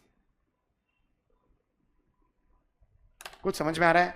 बोलो कमीशन पर आरसीएम, प्रीमियमों पर एफसीएम में टैक्स लगेगा, और कुछ पॉलिसीज तो एग्जेम्प्ट ही है, कुछ पॉलिसीज के प्रीमियम। बोलो कौन सी है? कुछ लाइफ इंश्योरेंस ही, कुछ बोलो जनरल इंश्योरेंस है। अच्छा, इन सब का कॉन्सेप्ट क्या है, आप अभी थोड़ा पैसा दे रहे हो, प्रीमियम दे रहे हो, और एंड में बोलो तुमको एक अमाउंट मिलेगा। क्या पीएफ में भी ऐसा ही होता है? पीएफ में आप पीएफ में बोलो क्या पैसा देते हो, कॉन्ट्रीब्यूशंस, और एंड में बोलो आपको क्या एक लमसम अमाउंट मिलेगा पीएफ से भी। अच्छा, आप इवन बोलो पीएफ के अलावा और क्या होता है, नेशनल पेंशन सिस्टम, आप वहां पर भी बोलो कंट्रीब्यूशन देते हो और आपको वहां पर पेंशन मिलेगा, है ना। एटीसीसीडी, पीएफ में सब आ गया ना, प्रोविडेंट फंड, सुपर एनुएशन फंड, सारे टाइप के। और ये बोलो इंश्योरेंस, इनका कॉन्सेप्ट ऑलमोस्ट सेम है। बोलो प्रीमियम के एग्जेम्पशन तुमको मॉड्यूल में कहां मिलेंगे, पॉइंट नंबर 10 और 12 था शायद, ये पॉइंट नंबर आगे मिलेगा आपको 11 और 13 में। पहले तो बोलो तुमको समझ में आया, प्रीमियम के एग्जेम्पशन है जो हमने पढ़े। अब देखो उसके अलावा कुछ और भी हैं जो एग्जेम्पशन में, पॉइंट नंबर 11, अच्छा सॉरी 11, बोलो क्या है ये सब, employees provident fund, coal mines provident fund, national pension system trust, और बोलो ईएसआईसी। आपने ईएसआईसी सुना रहेगा, ग्रुप इंश्योरेंस होता है ये भी एक तरह का, वो नहीं क्या, वो आपने ईएसआईएस स्कीम सुना हो शायद, एम्प्लॉय स्टेट इंश्योरेंस स्कीम। ये एक तरह का ग्रुप इंश्योरेंस होता है जो जहां तक मुझे मालूम है गवर्नमेंट कंपनीज में होता है। गवर्नमेंट कंपनीज निकालती है ना एक साथ पूरे ग्रुप का इंश्योरेंस। आप मान लो एक कंपनी है रिलायंस, वो क्या करती है कि हमारे मान लो अकाउंट्स डिपार्टमेंट में 10 लोग काम करें, हम इस ग्रुप का इंश्योरेंस निकालते हैं, ऐसा एक साथ पूरे ग्रुप का कंपनीज निकालती है। इसे एक ग्रुप इंश्योरेंस निकालती है कंपनी, और एक निकालती है की मैन इंश्योरेंस, कि मान लो अब इसमें से मान लो ये बंदा मान लो नव्या मेन है, मेन पर्सन है इसमें अकाउंट्स डिपार्टमेंट, तो इसका की मैन निकालेंगे। लेकिन मान लो बाकी सब लोग जनरल है, तो बोलो क्या करेंगे, इनका ग्रुप इंश्योरेंस निकाल देंगे। ऐसा स्पेशली ये सब कहाँ होता होगा, कोल माइंस, और उसमें कि कहीं ब्लास्ट हो गया, कुछ हो गया, कि मान लो इतने नंबर ऑफ एम्प्लॉय की डेथ हो गई तो इतना पैसा मिलेगा, सारे ही मर गए तो इतना पैसा मिलेगा, वैसे। अंडरस्टूड? मैं कंटिन्यू करूं, चलेगा? तो बोलो ये कुछ प्रीमियम और ये प्रोविडेंट फंड की कंट्रीब्यूशन है जो एग्जेम्प्ट है। इसके अलावा और एक पॉइंट है पेंशन सिस्टम। आपको समझ में आर्यन क्या बात चल रही है? और बोलो अटल पेंशन योजना, अंडरस्टूड सुफियान? जो आप कंट्रीब्यूशन या पेंशन का कंट्रीब्यूशन या प्रीमियम पे कर रहे हो वो सब एग्जेम्प्ट है। इन शॉर्ट बोलो तुमको क्या पढ़ना है, पॉइंट नंबर 10, 12, और बोलो प्रोविडेंट फंड के कंट्रीब्यूशन, और चौथा पेंशन के कंट्रीब्यूशन, पेंशन का कंट्रीब्यूशन 10, 12, 11 और 13। याद रहेगा आपको ये भाई? ऑनलाइन में आपको क्लियर है सबको? ये ऑनलाइन में सबको समझाइए, इंश्योरेंस एजेंट ये वाला, ठीक है? आर्यन इसको देखना, नव्या, ठीक है? ये 4 आपको समझ में आ रहा है कैसे क्या चेक करना है? बोलो इंश्योरेंस एजेंट का commission, who will pay tax, RCM लग जाएगा। और बोलो इंश्योरेंस कंपनी वाले केस में बोलो एफसीएम, ठीक है? ये हमारा इसी के साथ बोलो कौन सा एजेंट हो गया, इंश्योरेंस एजेंट। अच्छा, पॉइंट तो फिलहाल इतना ही है, insurance agent to insurance company, बोलो हु विल पे टैक्स। फिर next recovery agent to bank NBFC. Recovery agent आपको पता है क्या होते हैं? बोलो तो इंश्योरेंस एजेंट हो या रिकवरी एजेंट? एक काम करो नव्या, आप लोन लेना, आपको फोन आता है कभी ऐसा कि आप एलिजिबल हो लोन के लिए, ऐसा फोन आया? हाँ, तो आप एक काम करना, 2 लाख रुपए का लोन लेना और फिर रीपे ही मत करना, ठीक है? फिर घर पे कुछ लोग पैसा मांगने आएंगे। बोलो वो लोग कौन होते हैं? Recovery agent. आप मान लो आपने किसी को लोन दे दी और वो बंदा रीपे ही नहीं कर रहा है, नहीं, अरे वो तो गुड्स बेचता है ना। ये लोग तो कौन है? बैंक लोन देती है, जब वो लोन रीपे नहीं कर पाएगा तो बोलो ये लोग क्या करेंगे? बैंक के रिकवरी एजेंट होते हैं। आपने सुना हो शायद, ऐसा भी बोलते हैं अपन प्रैक्टिकली, वसूली भाई ऐसा सब बोलते हैं उसको, जो लोग वसूली करके देते हैं। आपने मान लो किसी को लोन दे दिया, अब वो बंदा मान लो पेमेंट रीपेमेंट करने को रेडी नहीं है, अब बोलो आप क्या ही कर लोगे, तो बोलो आपने कुछ कुछ मान लो बंदे बुलाए, सूफियान, देव, ऐसे सब लोग, बोलो ये लोग कौन है, रिकवरी एजेंट। कुछ समझ में आ रहा है आपको? याद रहेगा ये, ठीक है सर, ठीक है, याद रहेगा ये। बोलो इंश्योरेंस एजेंट टू आरसीएम, दूसरा बोलो रिकवरी एजेंट टू, ठीक है। नेक्स्ट और दो एजेंट, वो दो एजेंट हो गए, अब नेक्स्ट दो एजेंट बोलो, नेक्स्ट दो एजेंट कौन है? मेंबर्स ऑफ ओवरसीइंग कमिटी, ओसी मतलब ओवरसीइंग कमिटी, ओसी मतलब ओवरसीइंग कमिटी। टू बोलो रेसिपेंट कौन है? आरबीआई। आप देखो बहुत सारे लोग क्या करते हैं, बैंक्स के साथ फ्रॉड करके भाग जाते हैं, तो आरबीआई ने क्या करा, इन आरबीआई ने कुछ एक कमेटी बिठा दी, आरबीआई ने एक कमेटी बिठा दी, और अब ये कमेटी क्या करती है, ये टाइम टू टाइम बेसिस पर, मे बी मंथली, क्वार्टरली, ये लोग इन्फॉर्म करते हैं किसको? आरबीआई को, कि कौन सी बैंक्स में कितनी नॉन परफॉर्मिंग एसेट्स हैं। नॉन परफॉर्मिंग एसेट समझते हो? लोन लिया है और मान लो जो बंदा लोन रीपे, तुमको बैंकिंग कंपनी फाइनल अकाउंट है क्या? अच्छा, क्या होता है, आप मान लो बैंक से लोन दी है, अब मान लो इससे एक इंस्टॉलमेंट नहीं पे किया, सूफिया ने 4 इंस्टॉलमेंट नहीं पे करा, और आपने मान लो नव्या ने 10 इंस्टॉलमेंट पे ही नहीं करी है, तो बोलो नव्या का नाम उस लिस्ट में आएगा जो लोग 6 महीने से ज्यादा के डिफॉल्टर्स हैं। ऐसे लोगों की इंफॉर्मेशन बोलो ओवरसीइंग कमिटी किसको देगा? आरबीआई की।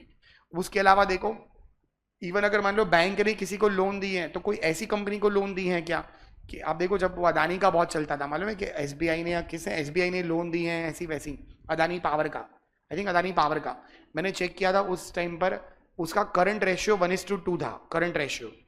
और आप देखो स्टैंडर्ड 2:1 होना चाहिए, बट वो था क्या, 1:2। और ऐसी कंपनी को आई थिंक एसबीआई ने लोन दिया था कुछ 5,000 करोड़ का, ऐसे कुछ, इसको लेकर नहीं वो बीच में चल रहा था, हाँ लोन दिया था। फिर अदानी का उस पर क्लैरिफिकेशन आया था कि हमारा ग्रुप देखो आप, हमारा ग्रुप तो साउंड ग्रुप है, ऐसे नहीं कि वो कंपनी शायद उसका ऐसा हो, बट एज अ ग्रुप देखो हमको, एक कंपनी हमारी होल्डिंग कंपनी देखो, we will take care of this situation, ये ग्रेजुअली, तो ऐसा करके अदानी का, वो नहीं उसके बाद चला था कि ये मोदी गवर्नमेंट, अंबानी अदानी की गवर्नमेंट है ये वो, हाँ तो वो इधर से स्टार्ट हुआ था एक्चुअली में। तो मेरे को बोलो ऐसे सब बैंक्स को भी लोन दे रहे हैं, सॉरी ऐसे सब कंपनीज को भी लोन दे रहे हैं जिनके बोलो करंट रेशियो ऐसे हैं, तो बोलो ये सब इंफॉर्मेशन आरबीआई को देना जरूरी है, कि देख लो पता चला आगे जाकर अदानी भी डिफॉल्ट कर दे, विजय माल्या के जैसा। तो ये सब इंफॉर्मेशन बोलो टाइम टू टाइम बेसिस पर कौन देगा ये? क्या इसमें जो मेंबर्स हैं वो लोग आरबीआई के एम्प्लॉई हैं? नहीं। कल को अगर मान लो वो लोग अच्छे से परफॉर्म नहीं कर रहे हैं, मान लो ये ओवरसीइंग कमिटी है, सूफियान और देव मान लो अच्छे से परफॉर्म नहीं करेंगे, तो क्या करेंगे? इसको निकाल देंगे और नए 2 अपॉइंट करेंगे। मान लो आर्यन और प्रियल को अपॉइंट कर दिया, आपको समझ में आ रहा है ये? तो बोलो दे आर नॉट एम्प्लॉय, अगर एम्प्लॉय होगा तो सैलरी जीएसटी आएगा ही नहीं। कोई डाउट है किसी को? ठीक है, तो बोलो हमारे 3 एजेंट हुए, पहला एजेंट बोलो टू इंश्योरेंस कंपनी, दूसरा to bank NBFC financing institution, तीसरा बोलो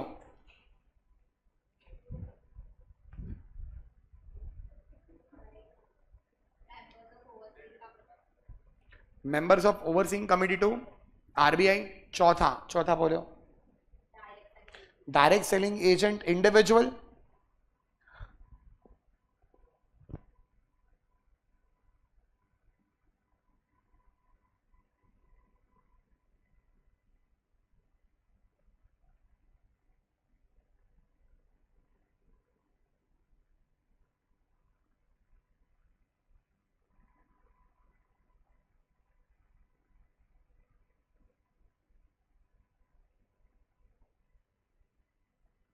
अच्छा इधर देखो, हम आगे बात करते हैं। नेक्स्ट एजेंट है हमारा डीएसए।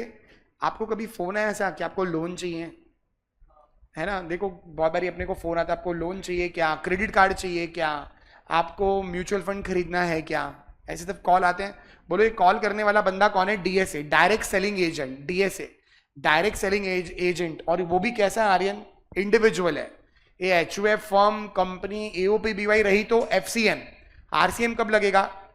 आप कभी पता है अपन वो उसमें जाते हैं, मान लो कुछ भी क्या बोलूं, टीवी फ्रिज कुछ खरीदने गए या आईफोन खरीदने गए, पता है वो रहता है एचडीएफसी बैंक वाला बंदा रहेगा, वो आकर बोलेगा सर आपको लोन करवानी है क्या, फिर वो हाँ बजाज फाइनेंस वाला, ये जो लोग हैं क्या वो लोग बैंक के एम्प्लॉई हैं? नहीं, वो लोग डीएसए हैं, वो लोग ऐसे डीएसए काम कर रहे हैं, उन लोग को कमीशन मिलता है कि इतना टारगेट अचीव करके दो, इतनी लोन इशू करा के दो 10 लाख रुपए की इस महीने में, तो हम आपको 15,000 देंगे, ऐसे कुछ उनको कमीशन बेसिस पर काम करते हैं। मेरे को बोलना अगर डीएसए है, आपको समझा डीएसए का मतलब क्या होता है? बोलो क्या उससे लगता है टैक्स वो भरेगा? नहीं, इधर भी आरसीएम। हमारे 4 एजेंट हो गए, 4 के नाम बोलो।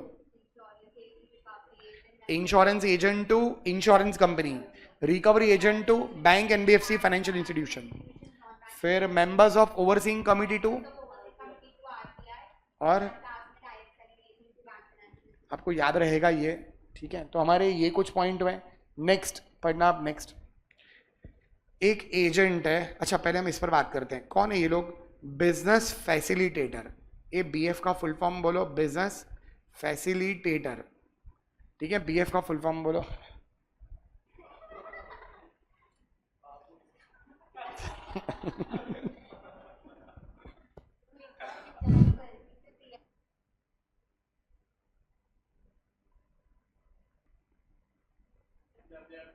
गुड़िया मतलब क्या होता है मालूम है? डॉल ना, हाँ। इधर देखो सुनो,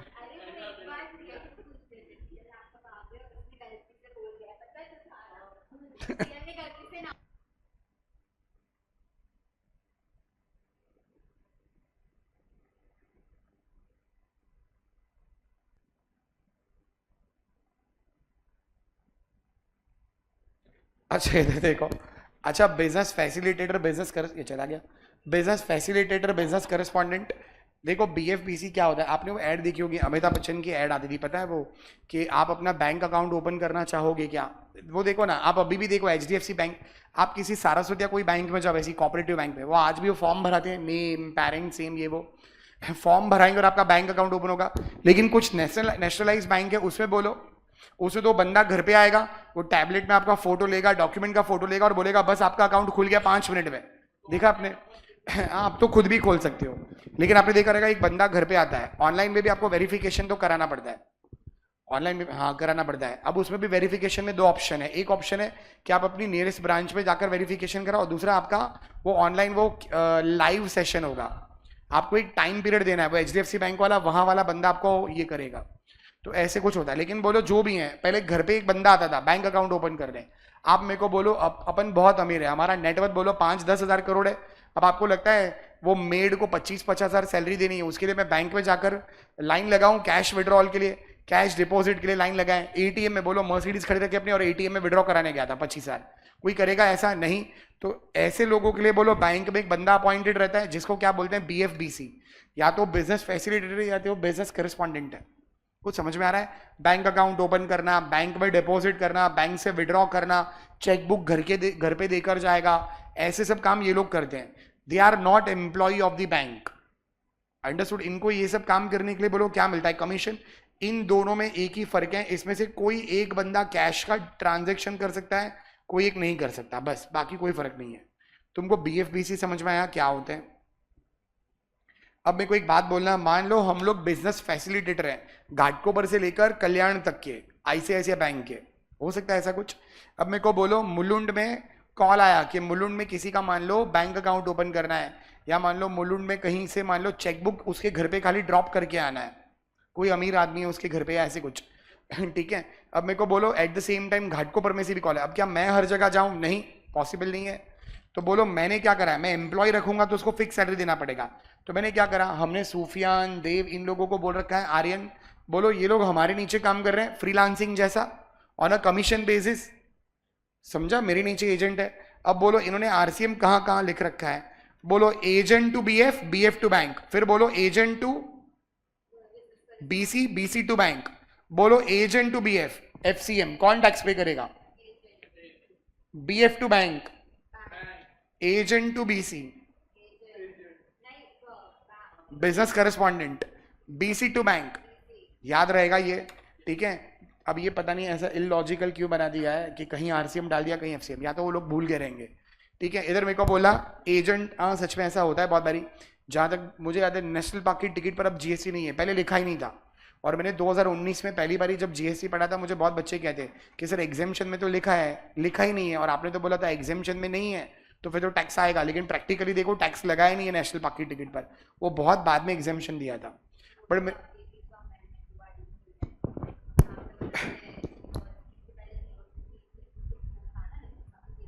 किस में बोल रही हो, कौन सा डिफॉल्ट स्कीम बोल? अच्छा 115 बीएससी, हाँ।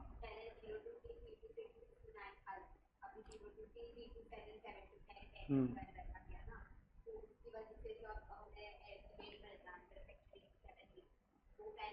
हाँ वो स्पेशल रेट के सामने ना।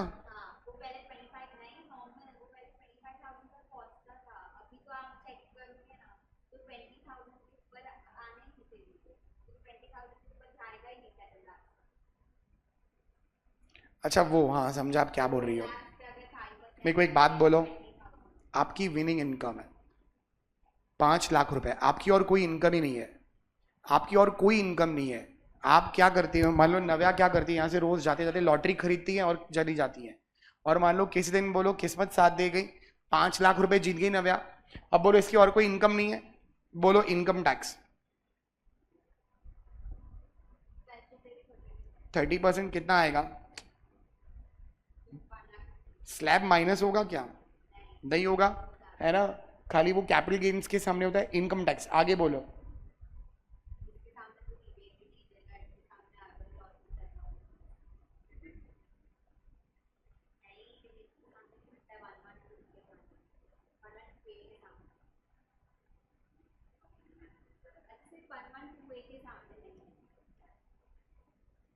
ये कितना होता है 4%? 1 लाख, 4%, 1250, 2500, 5000, 130, है ना। ये आंसर आएगा इनकम टैक्स।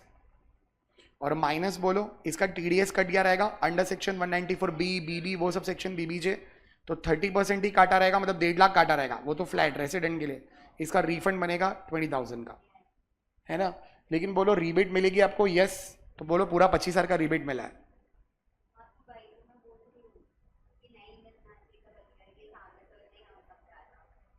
नहीं क्यों मिलना चाहिए, मैं समझा नहीं।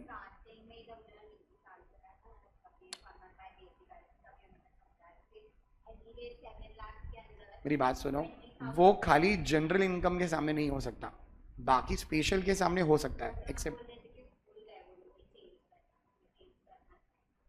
नहीं वो क्या बोलना चाहता है मैं समझ गया, जनरल इनकम के हिसाब से स्लैब कैलकुलेट करो आप।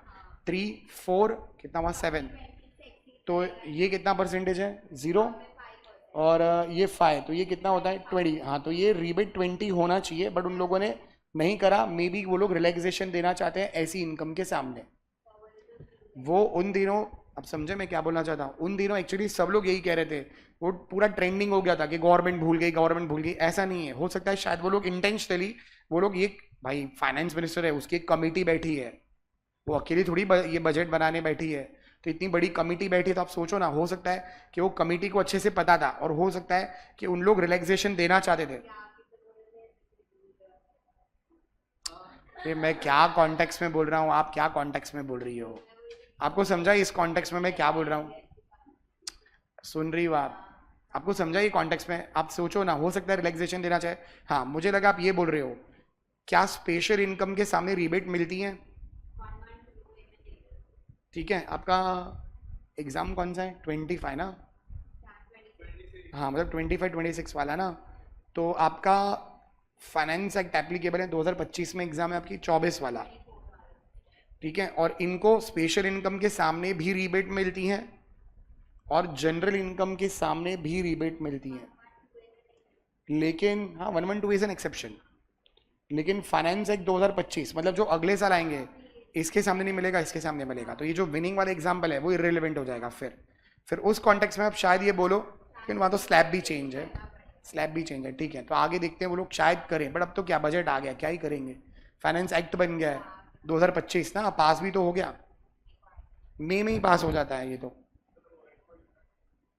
ठीक है, अच्छा तुमको B F B C clear है, बी एफ बी सी वाला याद रहेगा वो? चलो हम आगे कल कंटिन्यू करते हैं। ये थर्ड दबाना है ना,